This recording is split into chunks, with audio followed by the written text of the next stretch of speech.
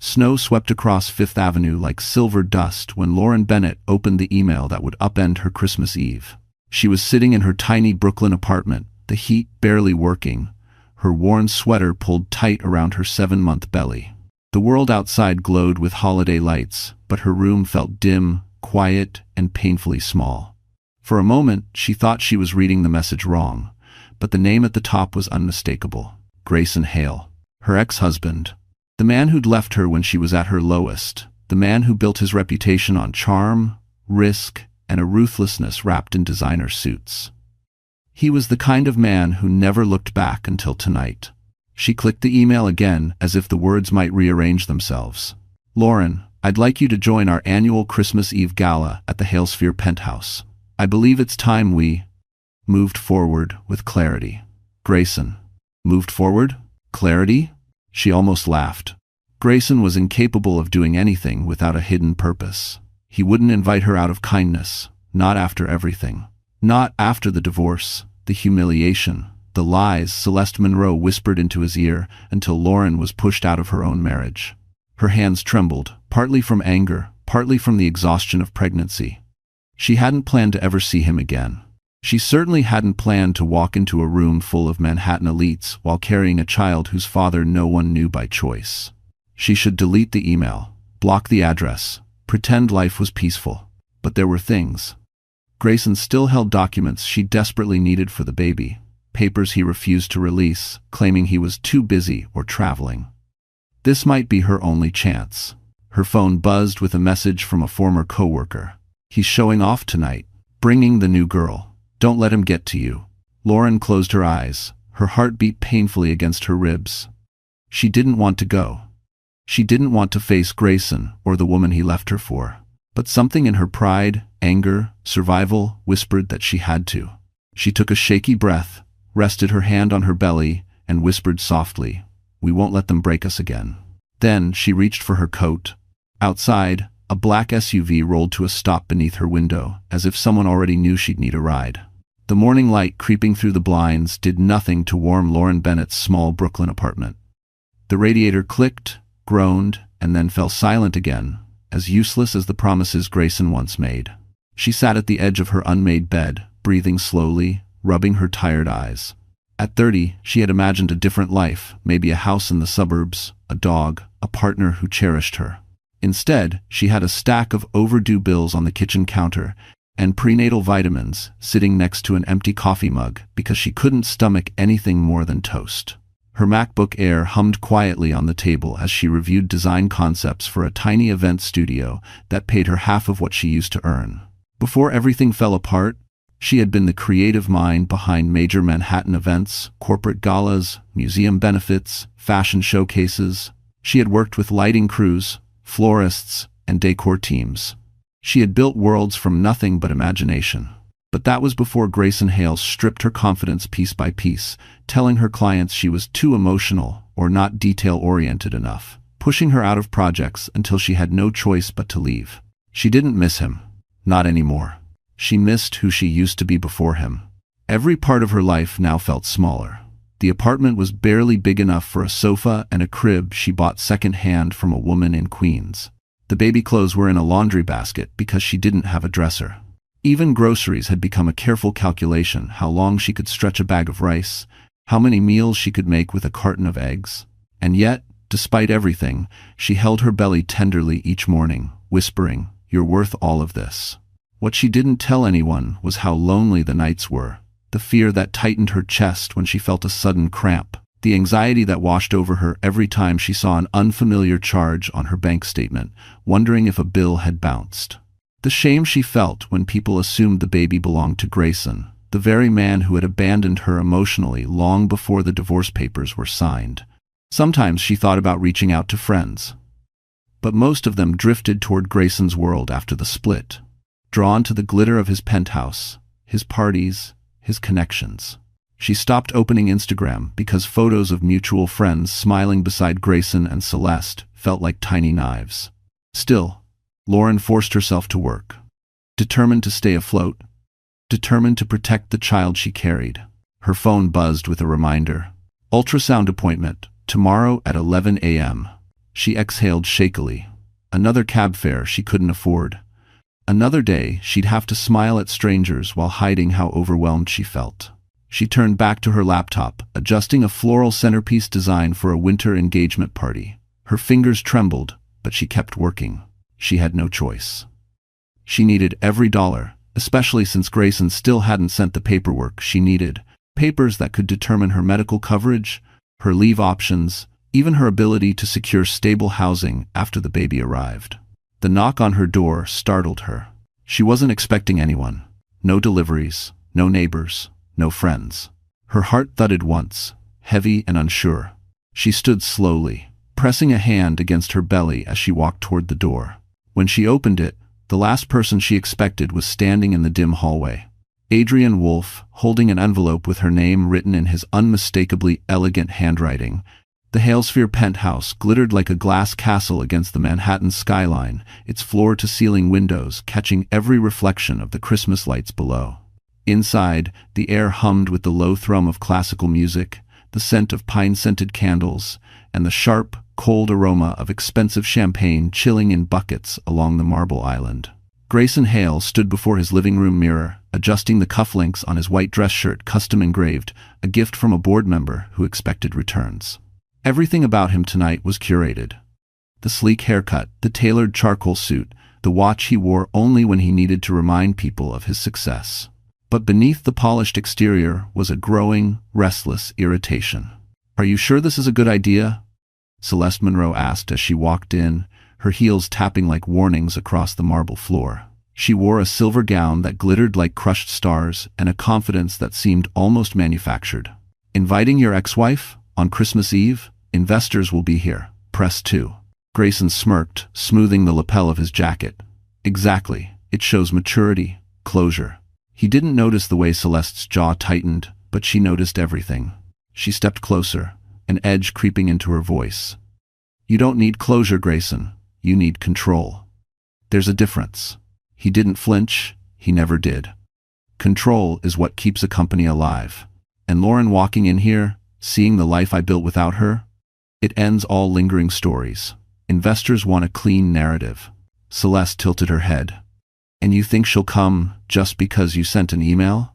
He shrugged, reaching for a glass of whiskey. "Lauren always shows up eventually. She hates loose ends." Celeste's smile was thin, almost invisible. "She also hates you, if you haven't noticed." Grayson ignored her jab. He wasn't used to anyone telling him something he didn't want to hear. In his world, truth was optional. Image was everything. And Lauren, quiet, stubborn, moral Lauren, was a loose thread he never fully snipped. Celeste moved toward the window, staring down at Fifth Avenue, where crowds bustled through the cold night, wrapped in scarves and hope. She pressed her finger against the glass, leaving a faint print. "You sure she won't make a scene?" Pregnant women, well, emotions run high. Grayson stiffened. "No one knows she's pregnant." Celeste gave a slow, knowing blink. "Are you absolutely sure?" He turned sharply. "What do you mean by that?" She faced him, lips curling at the corners. "People talk. Her old coworkers, her neighbors. New York gossip moves fast. And if she shows up tonight looking vulnerable, pregnant, overwhelmed, it could make you look like the villain." Grayson scoffed. "I'm not the villain." End quote. Celeste studied him, the faintest spark of irritation flickering in her eyes before she concealed it. "Of course not. Just be prepared." She walked toward the bar cart, pouring herself a drink. Her hands were steady, but her mind was busy. Very busy. There were things Grayson didn't know, things she'd made sure he never learned, things that would burn everything if they surfaced. "You should be careful," Celeste added softly. "Some truths don't stay buried forever." And 45. But Grayson barely heard her. His phone buzzed with a notification from an investor, confirming attendance. Everything was unfolding perfectly. He lifted his glass, satisfied. And then, the elevator chimed. He frowned. No one was supposed to arrive this early. Celeste's expression flickered just long enough to reveal fear. Celeste Monroe had always known how to manipulate a room long before she ever learned how to manipulate a man. Growing up in a cramped Ohio apartment with a mother who adored attention and a father who was rarely sober, Celeste learned early that survival belonged to the person who controlled the narrative. And she controlled narratives better than anyone. She turned high school drama into scholarships. She turned college gossip into networking opportunities. She turned her first PR internship into a job in Manhattan. And then she turned Grayson Hale into her golden ticket. But Lauren Bennett, gentle, stubborn, painfully authentic, was the one thing Celeste couldn't bend or shape.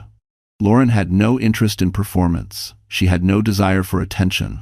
And that made her dangerous. People trusted her, people liked her, people believed her. Celeste hated that.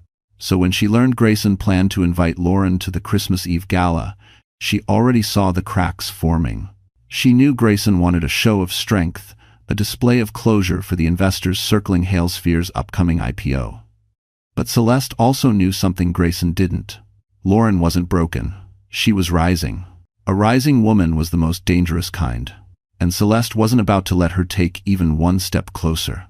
She moved across the penthouse now, her silver gown glimmering under the chandeliers as she crossed to the small office at the end of the hallway. She shut the door quietly behind her, locking it for good measure.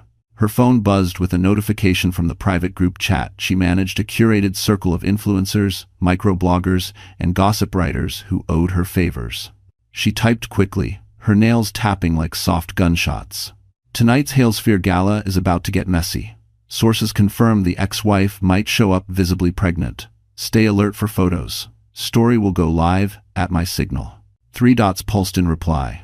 Then another. Then a chorus. We're ready. Send the angle. Pregnant ex? That's gold. Celeste's lips curled into a slow, satisfied smile. She wrote, headline suggestion, discarded wife returns carrying his secret? The frenzy that followed lit up her phone like fireworks. Celeste didn't care if it was cruel. Cruelty was a tool inconvenient only to people too soft to wield it. She slipped her phone into her clutch and checked her reflection in the dark glass of the office window. She practiced the expression she planned to wear when Lauren arrived. Sympathetic, with a hint of pity, warm enough to fool the bystanders, cold enough to cut Lauren's knees out from beneath her. Celeste rehearsed her lines out loud. Oh, Lauren, you look brave showing up like this. Perfect. Sharp enough to wound, subtle enough to deny. Satisfied, she turned to leave the office but froze when she saw the screen of Grayson's laptop glowing faintly on the desk, left open from his earlier meeting. She shouldn't look. She knew she shouldn't look. But temptation pulled at her like gravity. The document on the screen made her stomach flip. It was a confidential file from Wolf Capital. The name Adrian Wolf burned like a warning across the top. Celeste leaned closer, reading quickly, too quickly, her face draining of color. There were numbers, projections, an acquisition timeline. Adrian wasn't just attending the gala. He was planning something. Something big. Her breath caught. If Adrian was involved, then Lauren wasn't just a threat. She was leverage. A dangerous, critical piece of a game Celeste didn't even know she was playing. The office door rattled suddenly. Celeste straightened, heart pounding. Someone was outside, and the voice that called her name sent a chill so sharp it felt like winter slicing through her gown. For a moment, Lauren could only stare at him as if her mind needed a full minute to accept what her eyes already knew. Adrian Wolf, impossibly composed, impeccably dressed, radiating that quiet authority she remembered, stood in the dim hallway, snow still clinging to the shoulders of his charcoal coat. He looked almost out of place in her old building, with its chipped paint and buzzing overhead lights. Adrian belonged in steel and glass offices high above Manhattan, not outside the door of a struggling woman who had once designed bouquets for his charity events. Lauren, he said softly, not with pity, not with surprise, but with something far more grounding recognition. You look tired. It wasn't an insult, it was concern shaped into words. She swallowed, instinctively smoothing her hair, suddenly aware of the loose t-shirt stretched awkwardly over her belly.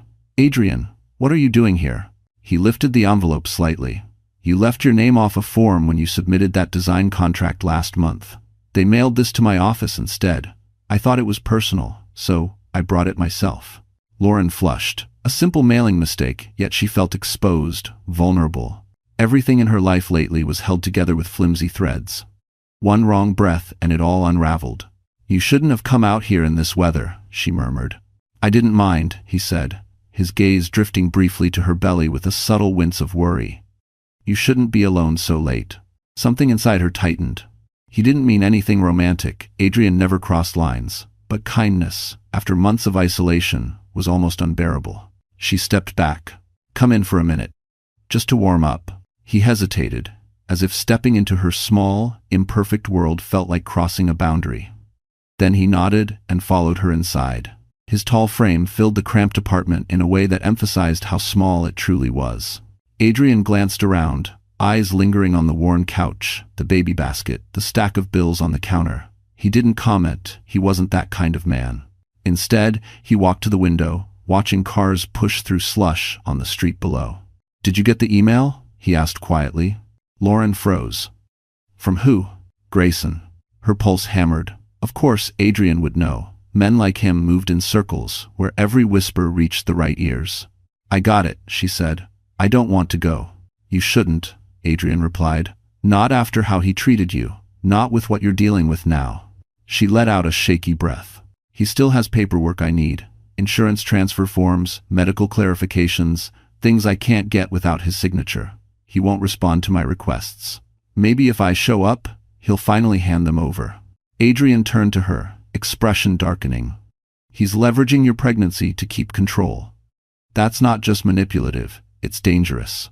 Her eyes burned, but she refused to cry. She'd spent enough nights crying alone. "He won't get to control me forever," she whispered. Adrian stepped closer, lowering his voice. "If you must go, don't go alone." She lifted her chin. "I can handle myself." "Maybe," he said. "But handling yourself shouldn't mean walking into a lion's den without backup." She opened her mouth to reply, but a sudden sharp kick from the baby made her gasp and grab the table for balance. Adrian rushed forward, reaching for her arm. "Lauren, are you okay?" She nodded, breathing through it. "Just a strong one." But Adrian wasn't looking at her stomach. He was staring at her phone, buzzing on the counter. A notification flashed across the screen. A gossip headline with her name leaked only minutes ago. The wind hit Lauren the moment she stepped out of her building, a sharp December gust that sliced through her coat and raised goosebumps across her skin. Brooklyn was quieter tonight. Snow softened the streets, muffling car horns and footsteps. Christmas lights blinked across fire escapes, warm and cheerful in a way her heart no longer remembered. She pulled her scarf tighter, one hand instinctively supporting the weight of her belly. Adrian had insisted on walking her downstairs, hovering a few steps behind as if afraid she'd collapse again. He didn't push her to stay home. He didn't question her decision. He simply walked beside her, silent and steady. That alone made her throat tighten. "You still have time to change your mind," he said softly. "I can't," she whispered. "Not until he gives me those papers." Adrian's jaw tensed, but he said nothing more. A black SUV waited at the curb, the same one she'd seen earlier beneath her window. She'd assumed it belonged to a neighbor. Now she wasn't so sure. The driver stepped out immediately, opening the back door. "Miss Bennett?" Lauren blinked. "Do I know you?" "No, ma'am. I was instructed to take you to the Halesphere penthouse. Mr. Hale said you might need a ride." Her stomach twisted. Of course Grayson sent a car. He always liked to control the way she arrived, the way she looked, the way people perceived her. Even after divorce, he moved pieces as if she were still part of his board. Adrian stepped in front of her. She didn't confirm she would attend. "You don't get to just show up and order her around." The driver raised his hands. "Sir, I'm just following instructions." Lauren touched Adrian's arm lightly. "It's okay. I'll go." His eyes flashed with reluctance. "Then I'm following behind you. You don't need to." "I'm not asking permission," he said, his voice low and firm. "Not tonight." Her breath hitched. She nodded. Once she was inside the SUV, Lauren leaned her head back and closed her eyes. The leather smelled faintly of cedar. The heating vents whispered warm air across her face. She should have felt grateful for the comfort, but her chest ached. Her phone buzzed again, another notification. Another headline. "Ex-wife arrives at Christmas gala pregnant. Is it the CEO's baby?"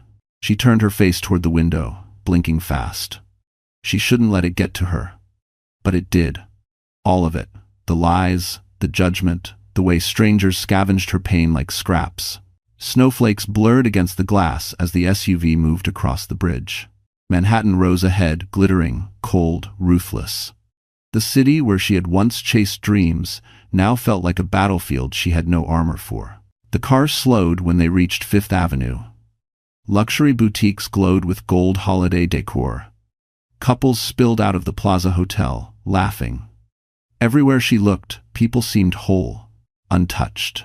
The SUV finally rolled to a stop in front of the Halesphere Tower, a sleek structure of mirrored steel and ambition. A red carpet had been laid out, flanked by tall white trees dusted in artificial snow. Photographers waited outside despite the weather, lenses hungry. Lauren exhaled shakily as the driver opened her door. She stepped out slowly, boots crunching against the frost. Her heart pounded, her breath fogged in the air. Her knees felt weak. Inside that building was the man who tore her life apart. Inside that building were people who already believed the worst about her. She straightened her coat and lifted her chin. She would walk, she would endure, she would not let them see her break.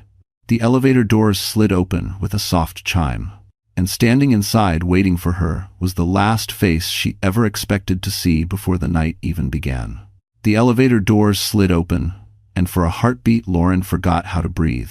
Standing inside, impeccably dressed in a navy velvet blazer, was Oliver Drake Grayson's former COO, now one of the most influential voices in Halesphere's upcoming IPO. Oliver had always been polite to her during the marriage, even kind in moments when Grayson's temper ran cold. But tonight, his expression held a different sharpness, like he was assessing her the way he assessed market risk. "Lauren," he said, surprise flickering into something unreadable. "I didn't think you would actually come." Her hand tightened around the strap of her purse. "Neither did I." He stepped aside to let her in, his gaze flicking briefly to her belly. Not judgmental, just startled. "I wasn't informed you were expecting." Of course he wasn't. Grayson controlled information like currency, and the people around him were only given what helped the narrative he wanted to sell. Lauren lifted her chin. "There's a lot Grayson doesn't tell people. Thanks for watching." Oliver's brows twitched almost imperceptibly, but he said nothing. The elevator began its smooth rise toward the penthouse, the familiar hum vibrating through her spine.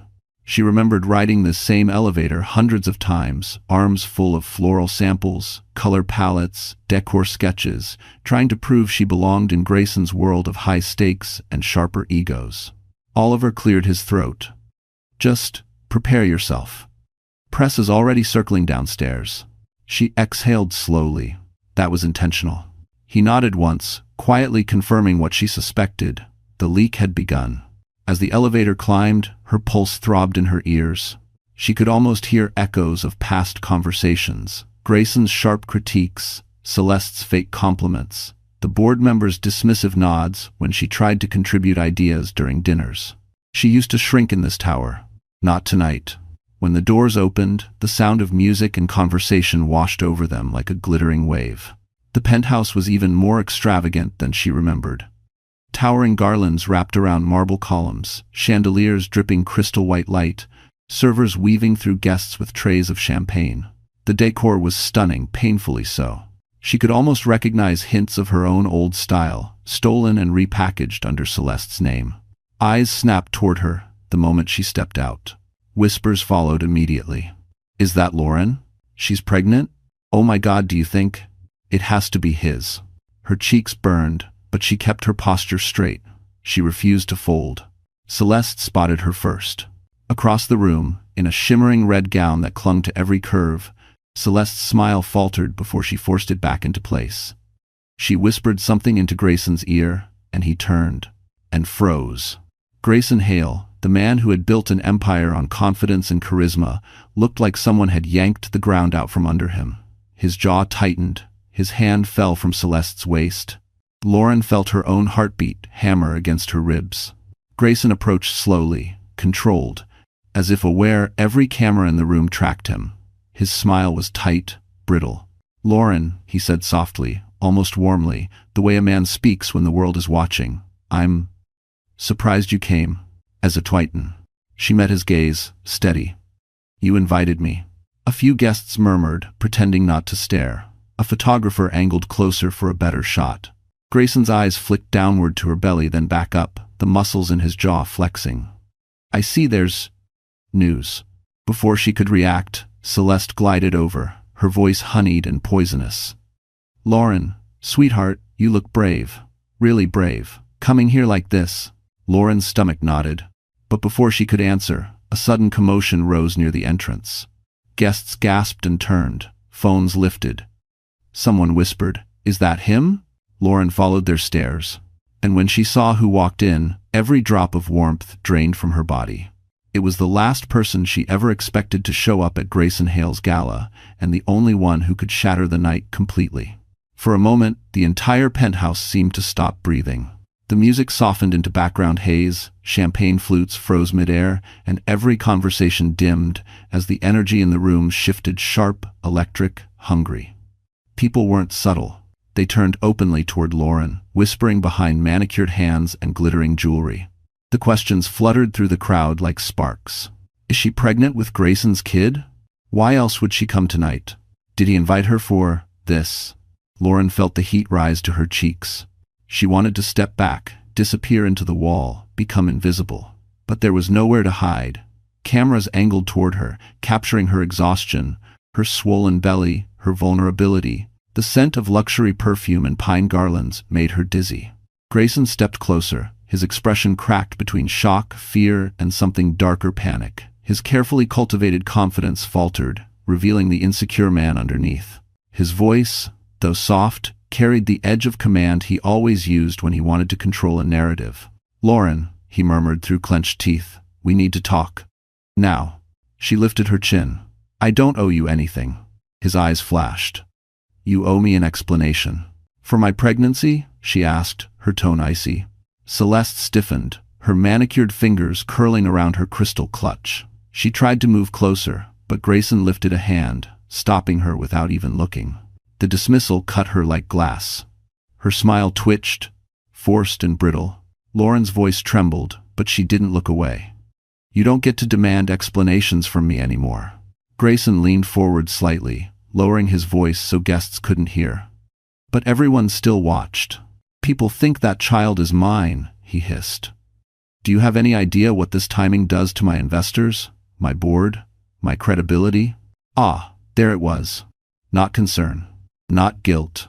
Reputation. Always reputation. Lauren's chest tightened. "My pregnancy has nothing to do with you." A murmur rolled through the room. Shock, disbelief, excitement. Celeste's face paled. This wasn't the script she'd prepared for. She wanted Lauren desperate, humiliated, not firm and unflinching. Oliver Drake stepped closer, watching Grayson carefully. "We have shareholders here," he warned. "Whatever this is, manage it." But Grayson ignored him. He grabbed Lauren's elbow, not hard, but firm enough to assert ownership he no longer had. "You should have told me," he growled. "Before walking in here looking like—" She yanked her arm back. "Like what, Grayson? Like a woman you threw out when you thought she wasn't useful anymore." Gasps rippled again. A wine glass, somewhere, clinked in the hush. Celeste lunged forward, plastering on a faux concerned expression. "Lauren, sweetheart, no one's judging you. It's just such a bold choice. Showing up pregnant at your ex-husband's gala, people might misinterpret." Lauren turned slowly. "Like you misinterpreted your place in my marriage?"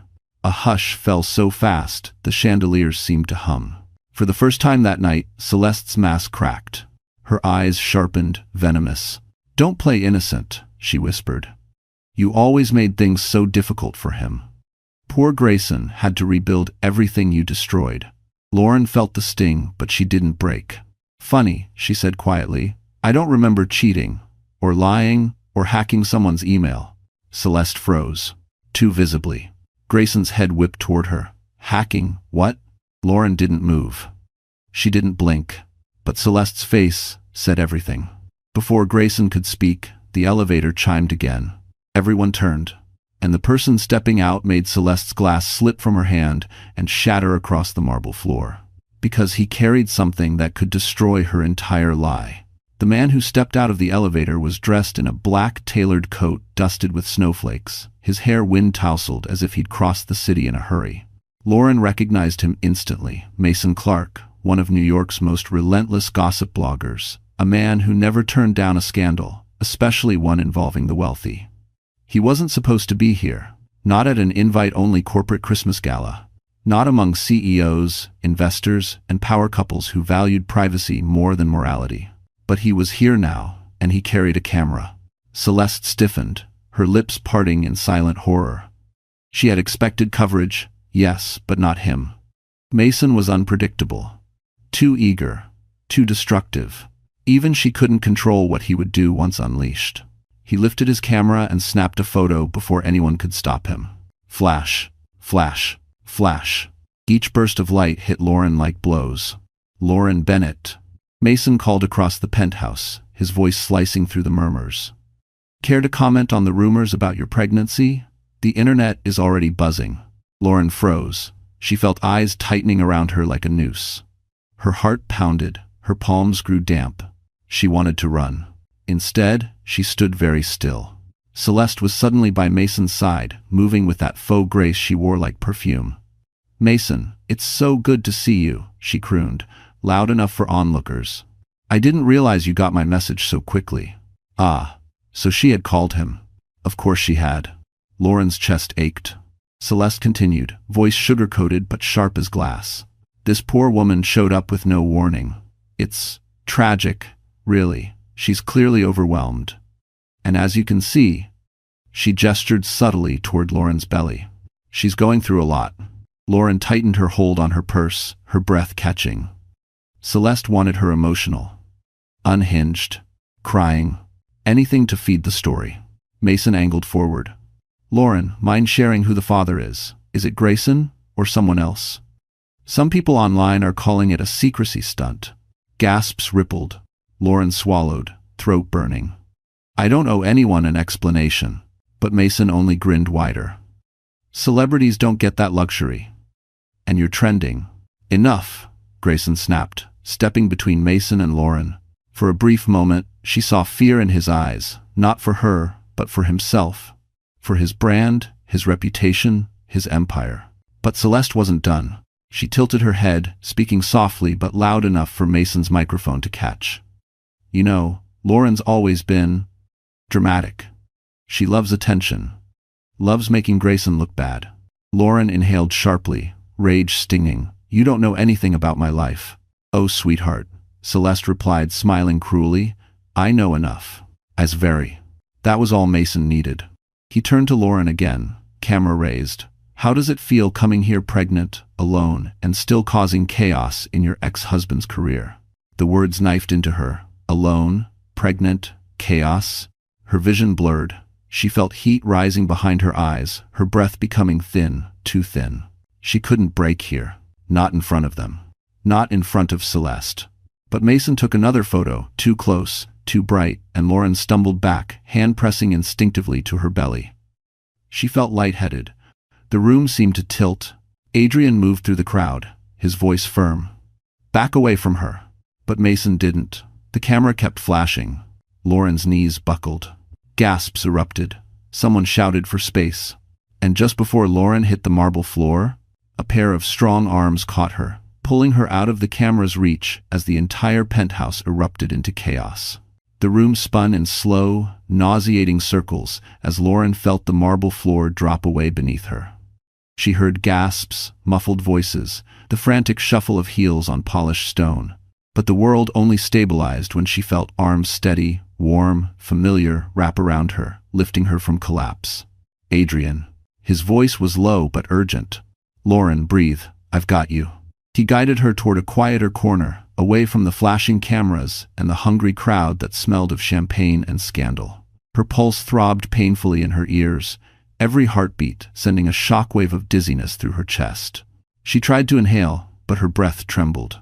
"I'm okay," she whispered, though she wasn't sure if the words made sense. "No, you're not," Adrian said firmly. "You need a doctor. If you want to die." Before she could respond, Grayson stormed toward them, his face twisted with panic, not worry for her, but terror for what the sight of her collapse meant for him, for his company, for his image. "What the hell was that?" Grayson hissed. "Do you have any idea what you just caused?" Adrian straightened, stepping between them. "Back off, Grayson." But Grayson ignored him, eyes locked on Lauren like she was a wildfire threatening to burn his world. "Are you trying to sabotage me? You show up pregnant, emotional, and now you're fainting in front of the press? Do you want headlines saying, 'I'm the father'? Are you doing this on purpose?" The words stabbed through her like cold knives. Lauren stared at him, disbelief splintering into something deeper, hurt, old and familiar. She tried to speak, but her breath shuddered. "You think I planned this?" she whispered. Grayson scoffed. "You always did love theatrics. Ass. And dulces." Adrian's jaw tightened so sharply it looked painful. She nearly passed out. She didn't stage anything. But Grayson wasn't listening. He leaned closer, lowering his voice but not his cruelty. "No one will ever believe that child isn't mine. Not after tonight. You're dragging me into your mess."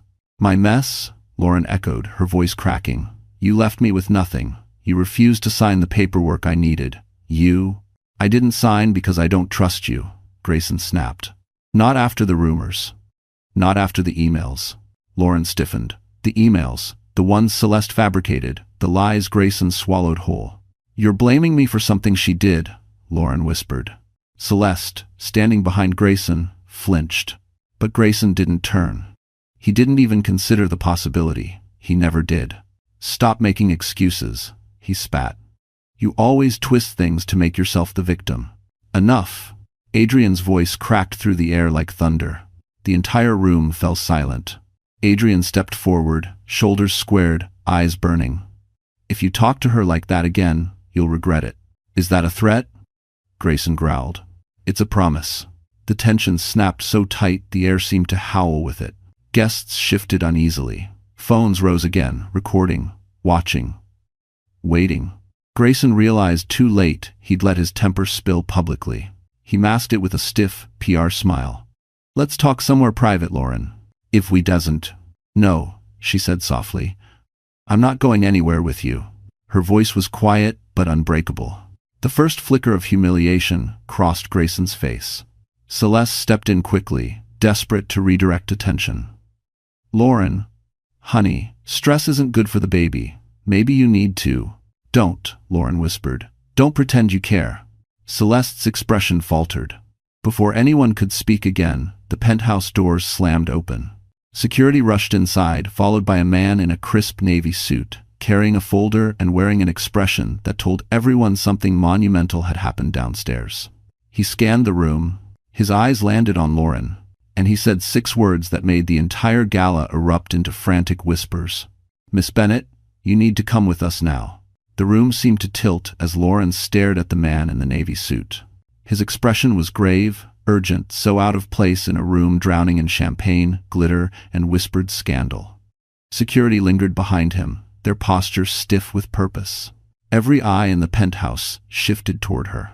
"Miss Bennett," he repeated, firmer this time, "we need you to come with us immediately." Grayson stepped forward, scoffing. "What is this? Some ridiculous stunt?" But the man didn't even acknowledge him. His gaze remained on Lauren, as if she were the only person in the room who mattered. Lauren swallowed, her voice shaky. "Why? What's happening?" "We'll explain downstairs," the man said. "It's important." Fear tightened in her chest. Her hand instinctively moved to her belly. Adrian noticed immediately. He stepped to her side, placing himself between her and the rest of the crowd like an instinctive shield. "You're not taking her anywhere until you tell us why," Adrian said quietly, but the quiet made it more dangerous. The man hesitated, glancing around at the crowd. "This is sensitive information." Celeste's eyes gleamed with sick curiosity. What could possibly be so important about her? Lauren flinched.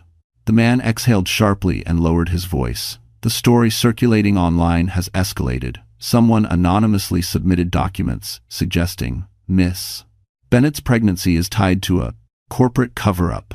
A collective gasp rippled. Lauren felt the blood drain from her face. "A what?" Adrian cursed under his breath. "This is getting out of hand." Grayson turned pale, not out of concern, but out of fear. "This is insane. What documents?"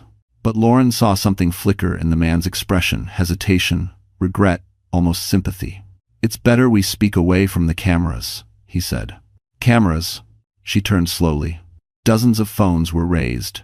People pretended to check messages, but lenses were pointed at her. Recording her, judging her, devouring her. Her knees weakened again. Adrian moved instantly, his hand gently gripping her arm to steady her. His voice dropped, soft, protective. "Lauren, You don't have to go anywhere alone. I'm with you. Those 4 words felt like warmth in a world suddenly frozen. But Grayson shoved forward, fueled by panic. She's not going anywhere with them. This is my event, my building, my... Adrian cut him off sharply. She's not your anything. Gasps again. Silence. Electricity. Adrian turned to the man in the suit. If she goes downstairs, I go with her. The man nodded. Fine. But we need to move now. Celeste stepped forward, bitterness slicing through her voice. You're all overreacting. Lauren loves the spotlight. She probably... Adrian spun, eyes blazing. If you speak one more word about her, I'll make sure everyone here knows exactly what you've done. Celeste's lips snapped shut. Fear shimmered behind her mascaraed eyes. The man motioned for them to follow. Lauren's breaths came unevenly. Her legs felt heavy. The humiliation, the fear, the pressure of eyes digging into her, it all pressed down like crushing weight. Adrian leaned close. I've got you. Just focus on breathing. They started walking. Guests parted like a sea, some out of respect, some out of morbid fascination. Whispered theories swirled around her like poison. Corporate cover-up? Is it Grayson's? Maybe she was paid off. Maybe she's a problem they need to contain. Her heart ached, her throat tightening with each cruel assumption. When they reached the elevator, a security guard held the doors open. Adrian guided Lauren inside first, his hand still steady on her back. Grayson pushed forward to follow, but the guard blocked him with one firm arm. Sir, only Miss Bennett and Mr. Wolfe. Grayson's eyes widened in outrage. You can't shut me out of this. But the guard didn't move. Adrian reached out and pressed the elevator button. The last thing Lauren saw before the doors slid shut was Grayson's face, panic, desperation, fury, all tangled together. And the last thing she heard was Celeste's voice, trembling for the first time all night. If they're taking her downstairs, they might know. They might know everything. The elevator descended with a soft mechanical hum, but inside, the silence felt suffocating. Lauren pressed her back against the cool, mirrored wall, trying to steady her breathing. Her chest rose and fell too quickly, her pulse skipping with leftover fear and humiliation. Adrian stood beside her, arms at his sides, jaw tight enough to crack stone. Lauren, he murmured, voice low. You're safe. She didn't feel safe. Not tonight, not after being dragged across the gossip feeds like a headline waiting to explode. What documents? She whispered. Why would anyone send something about me? Adrian's eyes softened. We'll figure it out together. The elevator chimed. The doors slid open into a private floor, quiet, dim, free from glittering chaos. Security stood by the walls, their expressions professional but tense. The man in the navy suit motioned for her and Adrian to follow. They entered a small conference room, lit by warm overhead lights. A table sat in the center, a folder placed neatly on top. Lauren's legs wobbled as she lowered herself into a chair. Adrian stood behind her, one hand resting on the back of her seat like an anchor. The man in the suit finally spoke. Miss Bennett, my name is Daniel Cross. I'm part of the Halesphere legal and compliance team. A situation has come up that concerns you directly. Lauren's stomach twisted. Concerns? Me? Daniel nodded. About an hour ago, someone submitted documents to several media outlets claiming you were involved in a non-disclosure agreement with Halesphere. The claim alleges you are carrying Mr. Hale's child and that the company attempted to cover it up. Lauren's heart dropped. The room blurred. That's not true. And, of there. Daniel raised both hands. We know. The documents are forged. Shock rippled through her. Forged? Adrian swore under his breath. This is targeted. Someone wants her destroyed. Lauren's voice cracked. But why? Daniel hesitated. He exchanged a glance with a guard. Something about the silence made Lauren's skin prickle. He opened the folder and slid a printed screenshot toward her. The breath left her lungs. It was an email thread, supposedly written by her. Confessing an affair with Grayson. Begging for hush money. Threatening to go public if he refused. Every line was a lie. I didn't write this, Lauren whispered, hands trembling. Daniel nodded. I know, but someone wants the world to think you did. These were sent anonymously, timed perfectly with your arrival upstairs. Lauren felt sick. Someone planned this meticulously. Adrian leaned over the table, voice sharp. Who had access to these systems? Who benefits from leaking this tonight? of all nights. Daniel sighed. That's the problem. These emails weren't sent from our servers. They came from a spoofed address made to look like yours. Lauren's throat tightened. So, someone pretended to be me? Yes, Daniel said, and they've been doing it for months. Ice shot down her spine. Months. A single name flashed through her mind, unbidden but unmistakable. Celeste. Daniel continued. We compared the formatting, metadata, writing style. These messages were manufactured by someone who knows Halesphere's internal processes well enough to mimic how scandals unfold in this industry. This wasn't random. Adrian's voice turned deadly. Do you know who did it? Daniel paused again. This time, too long. He finally said, carefully, let's just say, the timing and style line up with a previous internal case involving a PR staff member. Lauren's heart hammered. PR. Celeste. Her fingers curled against the table. Daniel closed the folder quietly. We need your permission to open a formal investigation. The evidence is pointing somewhere specific, but we can't say anything without protocol. Lauren swallowed. And what happens if I say yes? Daniel looked her straight in the eyes. Then the truth comes out no matter who it destroys. Before she could respond, a frantic knock rattled the door. A guard burst inside. His face was pale. Sir, something's happening upstairs. The press just got a new leak. Daniel stiffened. What leak? The guard swallowed hard. A video. Of Miss Bennett and Mr. Hale. And it's about to go viral. The shock hit Lauren like a physical blow. A video? She whispered, her voice barely audible. What video? The guard looked pale. It shows you and Mr. Hale in a heated argument. The clip makes it look like you were demanding hush money and threatening to expose him. Take strands. Lauren felt her lungs tighten as if someone had tied rope around her chest. I've never done that. Not once. Adrian slammed his hand against the table. Of course she didn't. He turned sharply to Daniel. Who leaked it? Daniel's face was stone. We don't know yet, but the timing is too precise. Someone prepared this in advance. Prepared. Planned. Executed. This wasn't random. This wasn't accidental. This was war. Lauren's voice trembled. I want to see the video. End quote. Daniel hesitated. It's upsetting. I need to see it, she insisted, steadier this time. I won't fight ghosts. He nodded reluctantly and tapped his tablet. A paused video filled the screen. Lauren, in a hallway lit with soft sconces, facing Grayson. Her expression looked desperate, terrified. Not because she was demanding anything, but because Grayson had backed her into a corner during one of their final fights. That night had been the beginning of the end for her. Daniel pressed play. In the real memory, she had begged him to stop lying.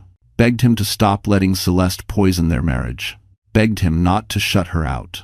But the audio here was wrong. Completely wrong. Lauren watched in horror as a distorted version of her own voice emerged from the speakers.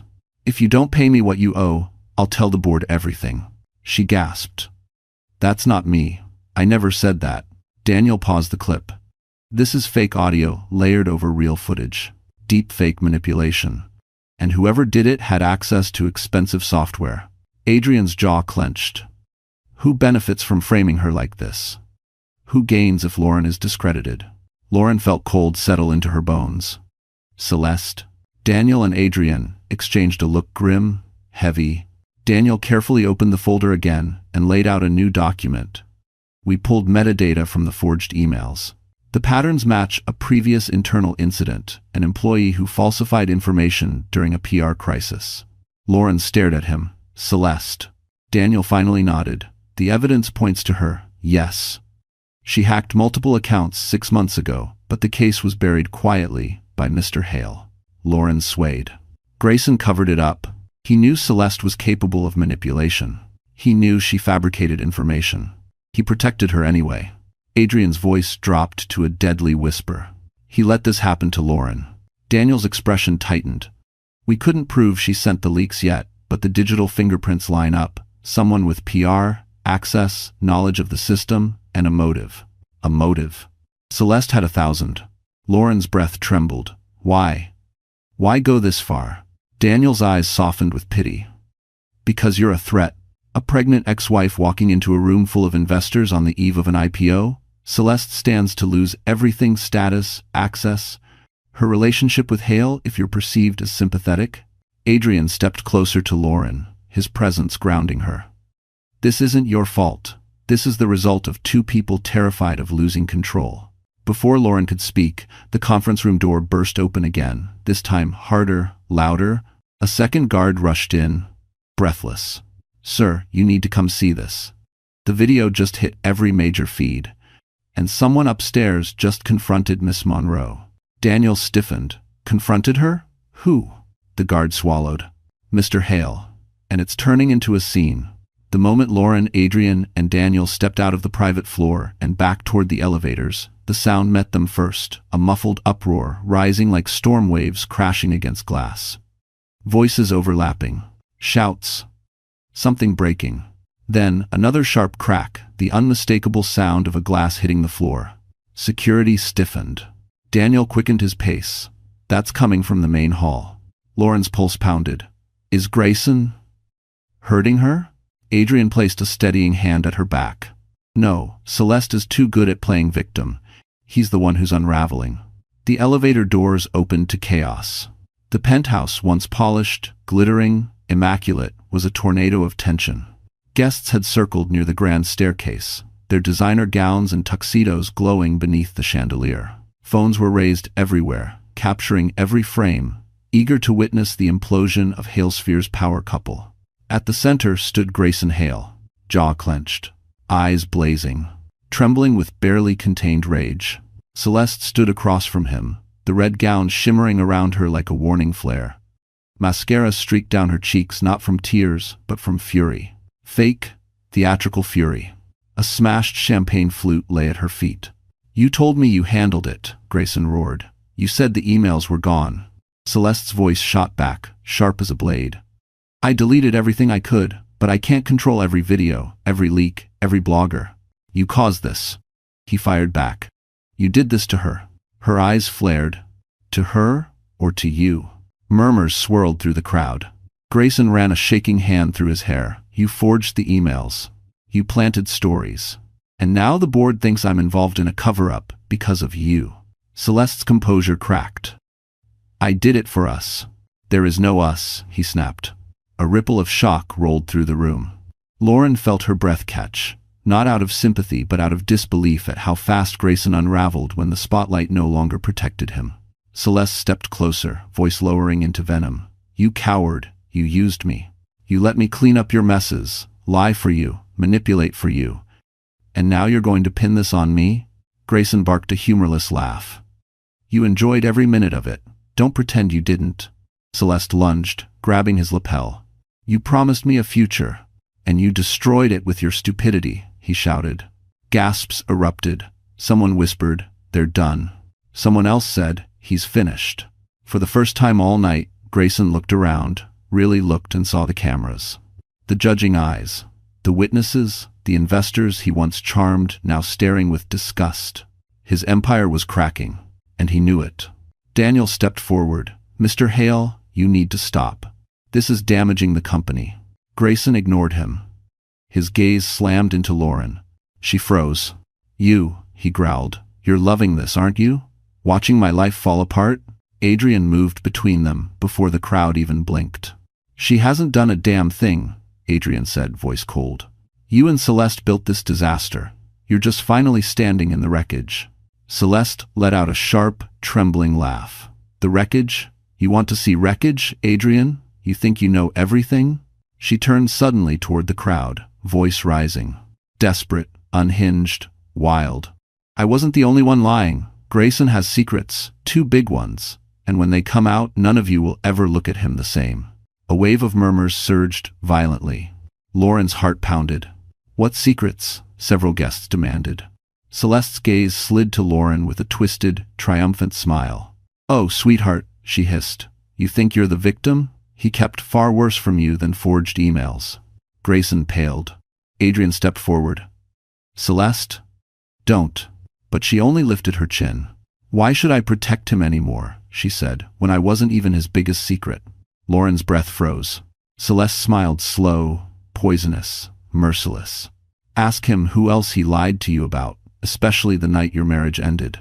The room buzzed with a sharp, fevered electricity. Celeste's accusation lingered in the air like smoke after an explosion, thick, suffocating, impossible to ignore. Guests pressed closer, hungry for the next blow. Phones lifted. Investors whispered harshly behind crystal glasses. The gala had become a battleground. Lauren's pulse hammered.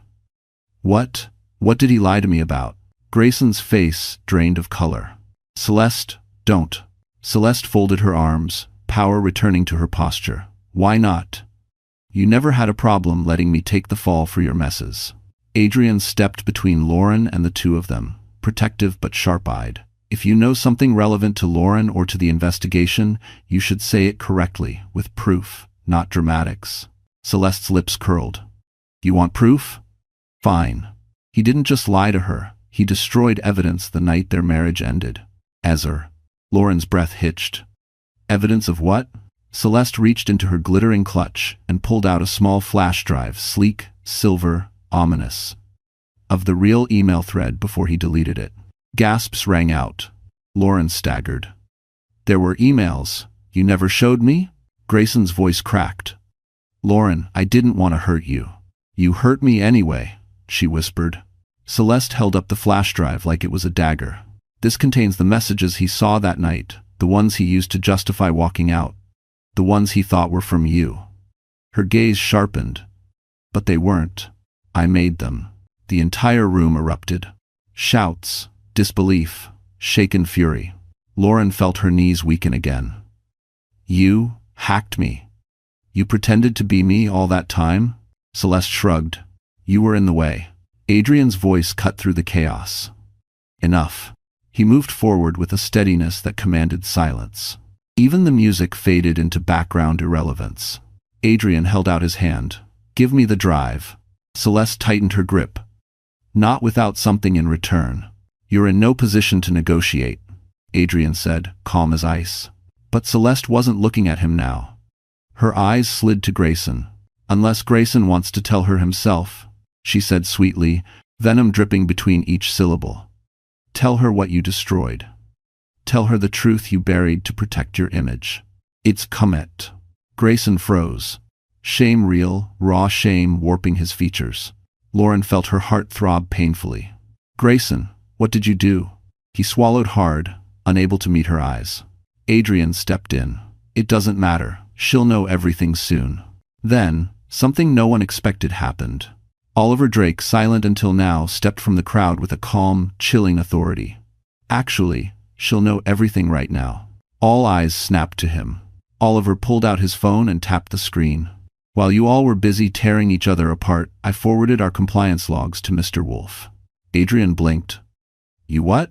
Oliver nodded. Because unlike him, he gestured at Grayson, you care about the truth. Adrian checked his phone. The air tightened around him as he scanned the files, metadata trails, timestamp logs, server records. His eyes darkened.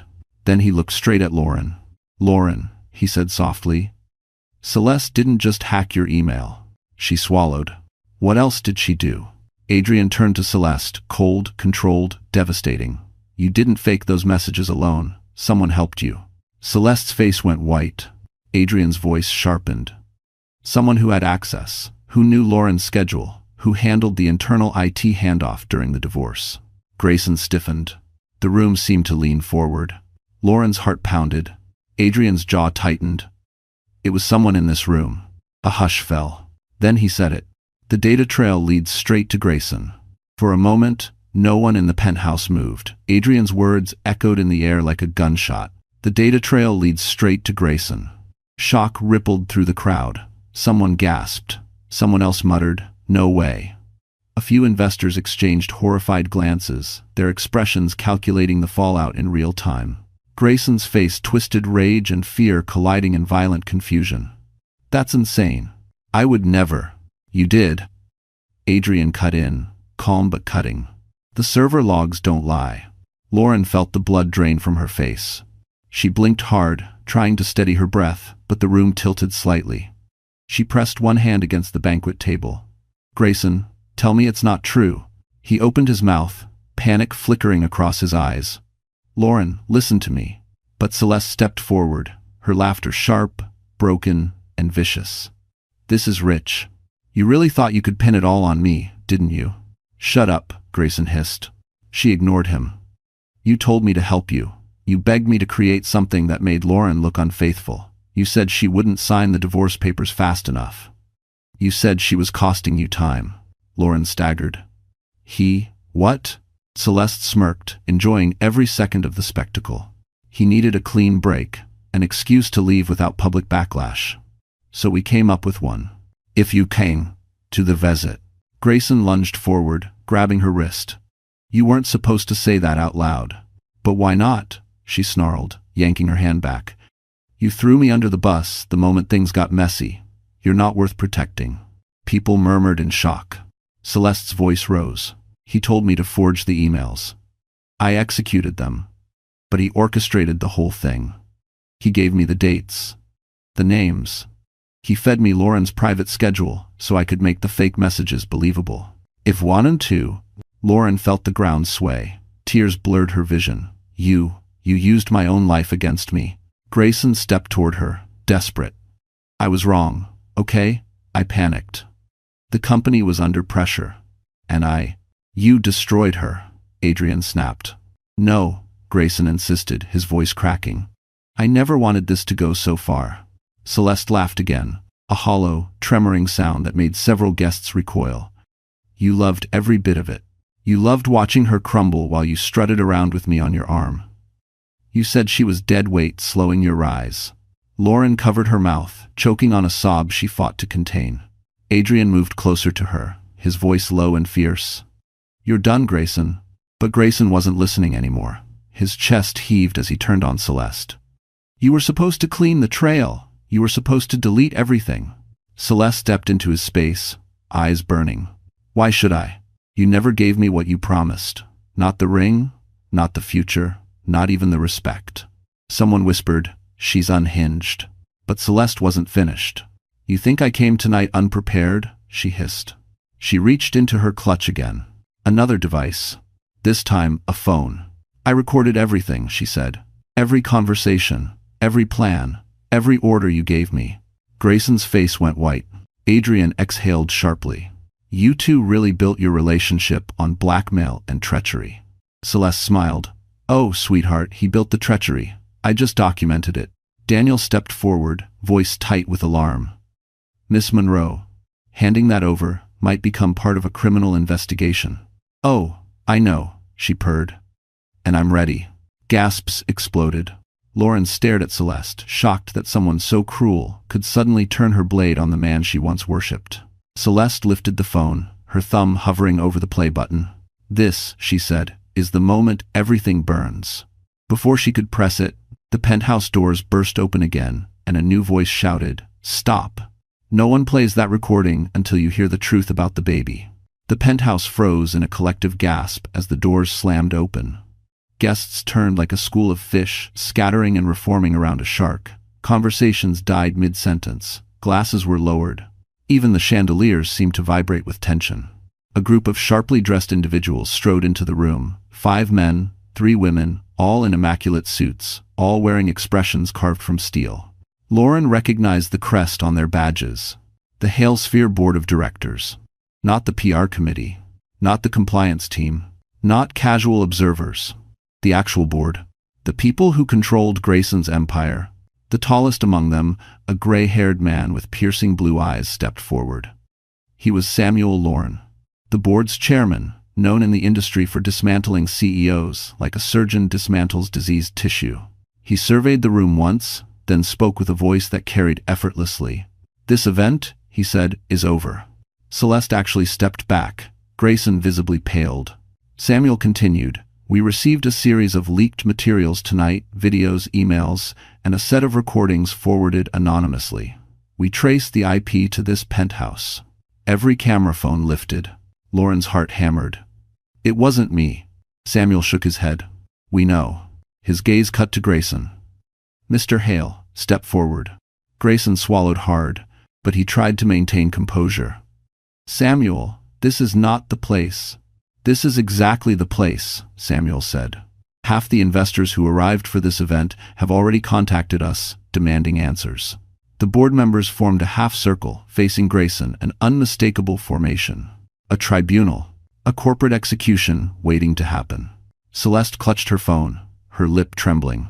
"We will address each allegation," Samuel said.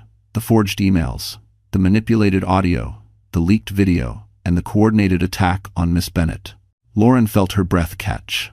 She wasn't expecting the board to say her name aloud. She certainly wasn't expecting the sympathy in their tone. Grayson's voice cracked. "Lauren is unstable. She's trying to—" "Enough," Samuel snapped, silencing him. "We've seen enough to know who is unstable." Celeste let out a broken laugh. "Oh, you're in trouble now." Grayson glared. "You think you're walking away from this? You helped fabricate everything." Celeste lifted her chin. "But you orchestrated it. They know that now. By have Haberbes. By Rebesis." Adrian stepped forward, voice cool.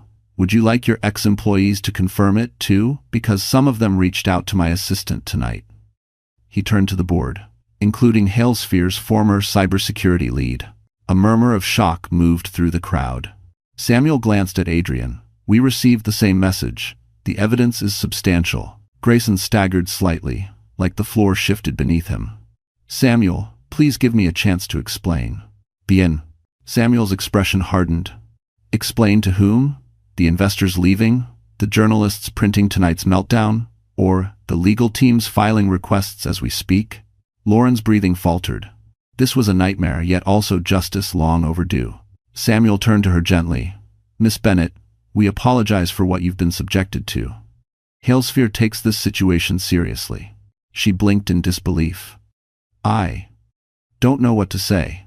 "You don't need to say anything," Samuel replied. Then his eyes shifted to Celeste. "Miss Monroe, hand us the device." Celeste stiffened. "Why?" "Because it likely contains criminal evidence." Slowly shaking, she handed it over. Samuel then faced Grayson, who now looked like a man drowning. "Effective immediately," Samuel said. "You are suspended pending full investigation." The room erupted. Lauren gripped Adrian's sleeve, overwhelmed. Grayson's voice broke, raw and terrified. "Samuel, you're ruining me." "No," Samuel said quietly. "You ruined yourself."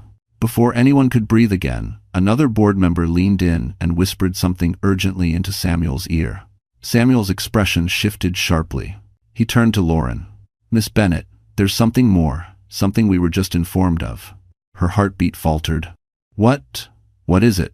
Samuel exhaled deeply, the weight of the revelation tightening his features. The video wasn't the only thing leaked. Someone also exposed the identity of your baby's father. For a long, breathless moment, Lauren couldn't move. The words, "your baby's father," echoed in the room like a thunderclap, shaking the last bits of stability out from under her. People whispered with growing hunger, their curiosity tightening around her like a fist. The flash of cameras from the balcony caught the glimmer of shock still frozen on her face. Adrian stepped closer immediately, placing a protective hand against the small of her back, gentle, steady, grounding. "We're leaving," he murmured. "You don't have to stand here and be dissected." She wanted to speak, wanted to say yes, wanted to run, but her voice was trapped somewhere behind the fear flooding her chest. Her baby twisted, the sudden tension radiating pain across her ribs. She sucked in a sharp breath. Adrian didn't wait for permission. He helped her turn away from the crowd, shielding her body with his as voices erupted behind them. "Who leaked it? Is it Grayson? Does she even know? That man, wasn't he with her earlier?" Gossip, sharp and venomous, followed them like snapping dogs as they pushed toward the elevator. The board members tried to rein in the chaos, but panic spread faster than control. The elevator doors opened just as another shout cut through the room. "Lauren, you can't leave." "Is Offray." Grayson's voice, broken, hoarse, echoed across the hall. She didn't turn.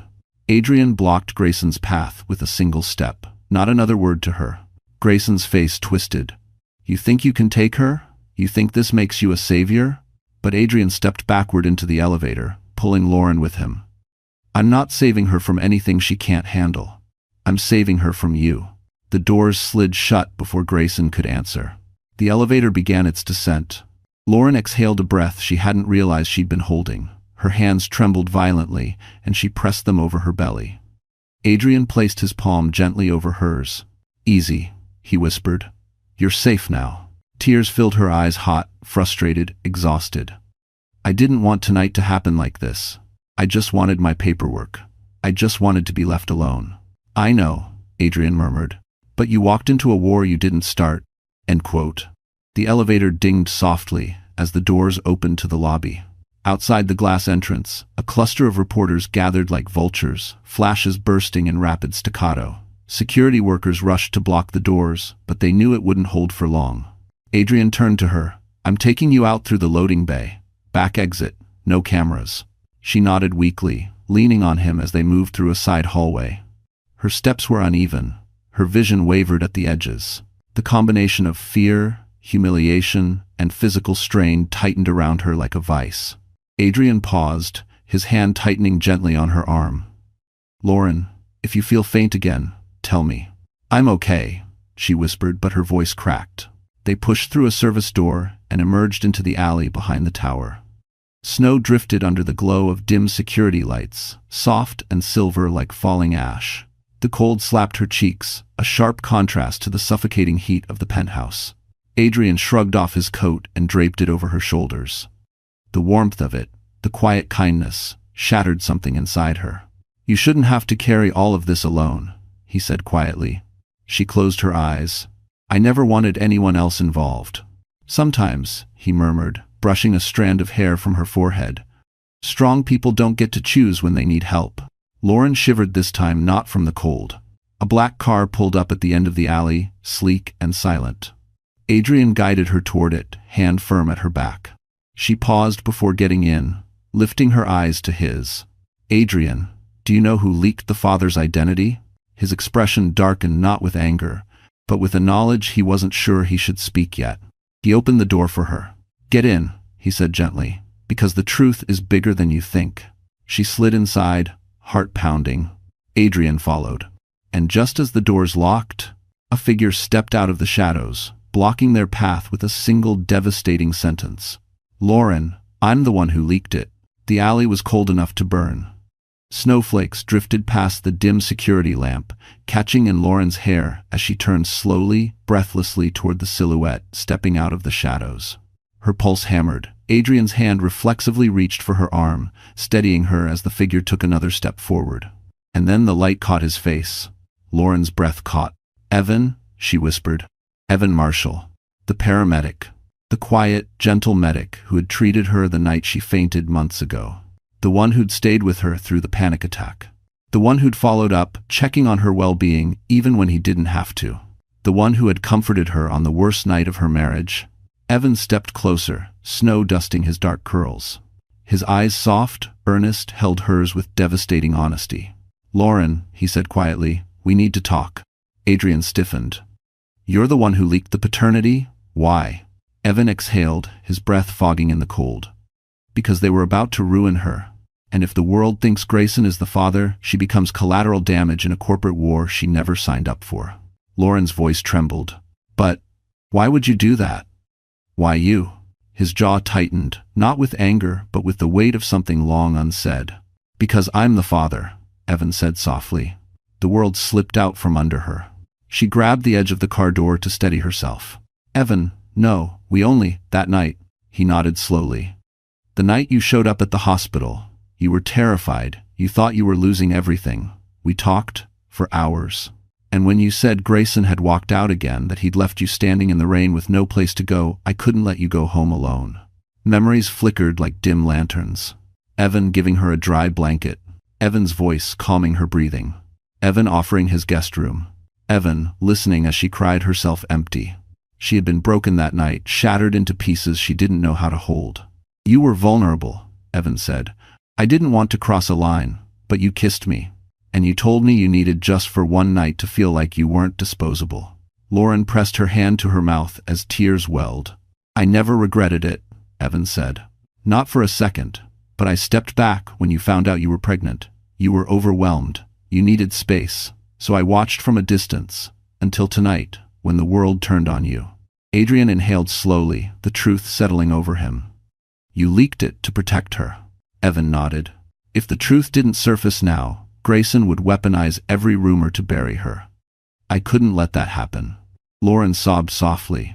Evan, this is too much. Everything's spinning. He stepped closer but didn't touch her. I only want what's best for you and the baby. That's all I've ever wanted. The snow thickened around them, falling faster, heavier. Lauren felt torn between gratitude, shock, fear, and a strange, aching warmth. Adrian finally spoke, voice steady. We need to get her somewhere safe. Tonight is spiraling out of control. Evan nodded. I'll come with you if she wants. Lauren looked between them, the man who stood beside her through every battle tonight, and the man who carried a piece of her future in his blood. Her lips parted to speak, but suddenly, shouts erupted from the mouth of the alley. Paparazzi, reporters, flashlights, running feet. Someone had tipped them off, and they were coming straight for her. The alley exploded with flashing lights and frantic voices as reporters surged forward.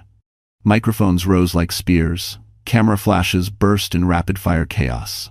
Snowflakes spiraled in the glare, turning the air into a blizzard of white and silver. Lauren, is it true? Who's the father? Did Hale cover it up? Is this a scandal or a setup? Lauren staggered backward, overwhelmed. Her hand clutched her belly as the baby kicked hard, fear reacting to fear. She felt a wave of panic rising, threatening to swallow her whole.